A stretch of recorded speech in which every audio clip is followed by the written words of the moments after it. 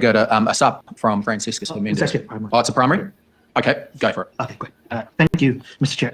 The minister described your ministry as a small but mighty ministry and the third smallest in the government, I believe. Why has it got such a top-heavy structure? It's got 3 deputy chief executives, I believe. That's Does it correct. need that many? Yes, it's got 3. Yes. Does it need that many? Yes, it does actually. It does What need for? that many. So I mean, there are clear areas of our work. So there's a great deal of policy work. So we have a dedicated leader for that. We have a dedicated leader for the work on reviews and also helping build system capability. And then we have a dedicated leader who's Paula on the things that make things happen, like hiring people, making sure that we're being a good employer, and making sure we've got CFIT systems, making sure we've got a building to work in, making sure that we can answer all of the Official Information Act requests, parliamentary requests that we get, and fulfil our obligations as a government agency, making sure that we get a decent report from the auditor, which I believe we have had, so, which has indicated good financial control. So. Yep, here you go. Can you name another government agency with around 100 employees with 3 deputy chief executives? I think you can happily look at a few other government departments. So, I mean, if you look at the other central agencies, there's some equivalents there. Okay, we're going to go to Dr. Megan Woods. Did you have a sub? Yeah, I did. And it is just about how you're working with those central agencies, what the structures that have been put in place to work within those central agencies. I mean, there is the potential for a large overlap with a number of those. So what, very briefly, Sure. What is the structure that's been put in place? We have been very prudent about that because we are a very small agency. And we're very keen not to do duplication of work that others are doing. So, for example, the central agencies, the 3 central agencies, Treasury, the DPMC, and also the Public Service Commission, have a regular meeting. We only go to that meeting when there's items that are of relevance on the agenda that would relate to regulation. So what would that look like? So, for example, if they were concerned about the capability at a regulator, they might bring us in to have a conversation about that. So what about if there's legislation going up that doesn't have regulatory impact statements? Is that something that would be discussed?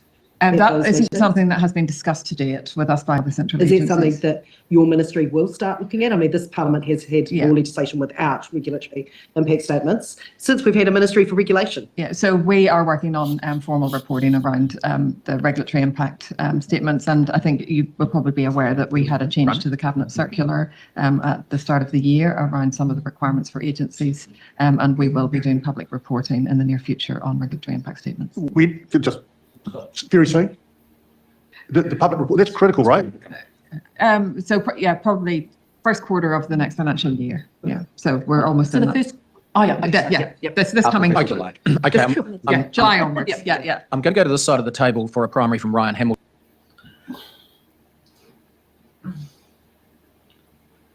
That was weird. It was very weird. Yeah. Yes, many government departments have 3 chief executives. Yeah. No, 3 deputies. And it's like, yes, Why? but how many of them have 100 employees?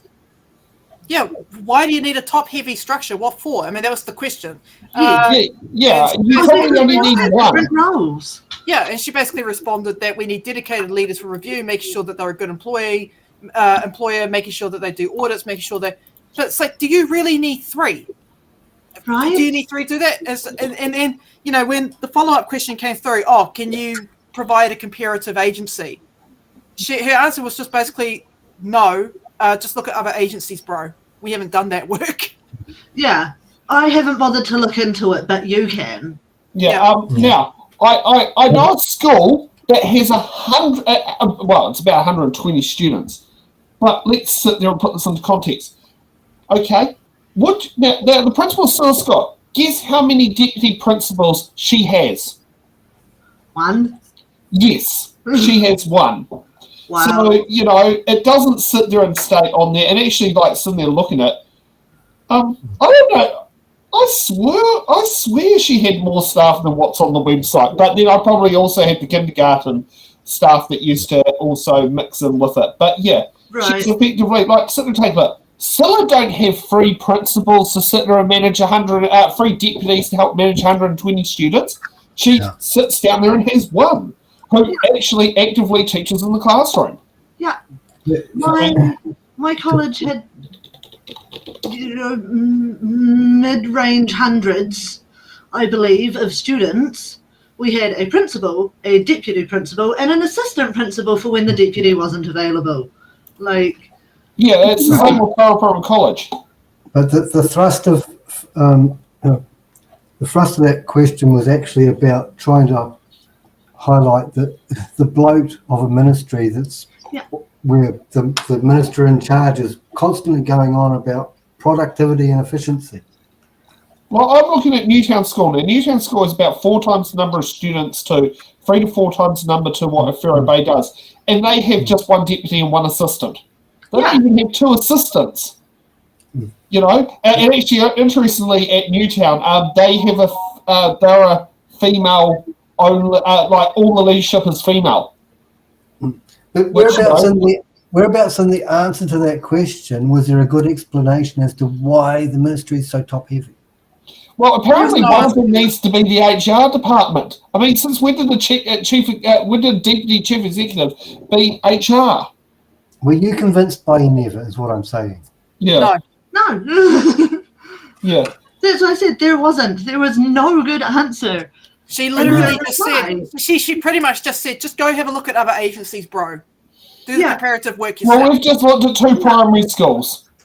Yeah. So my question, okay. So Sam knows I don't actually know a lot about the way the house functions. My original role in the show was going to be the person that asks the questions that the general public might be asking because they don't know all the things. If 100 employees is a small group, Agency. thank you, agency. Yeah. How big are other agencies? I mean, I think, what do you call it? IRD's management structure. I mean, here's a great one, the tax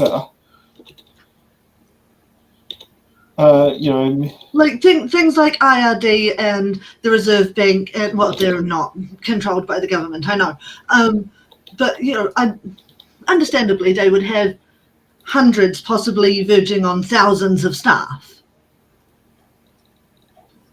Yeah, I mean, yeah, exactly. Like I'm trying to say, IRD has a commissioner. It has 1, 2, 3, 4.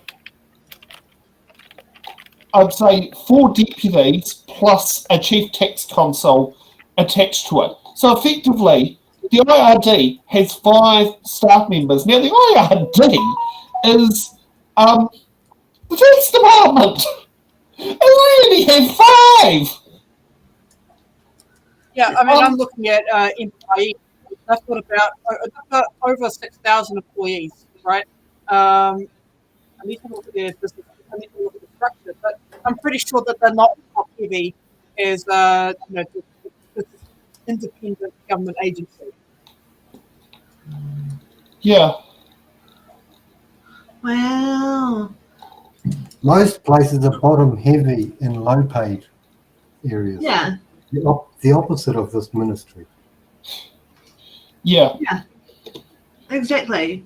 Like the reason they are, top heavy is because they have just got more people that they want to get paid more. Is all I can understand of it. Yeah. It's just like, what the hell? Yeah. But fishing for an actual justification for it just gets a word salad. Yeah. Now let's hear more word salads from Gráinne. Yeah.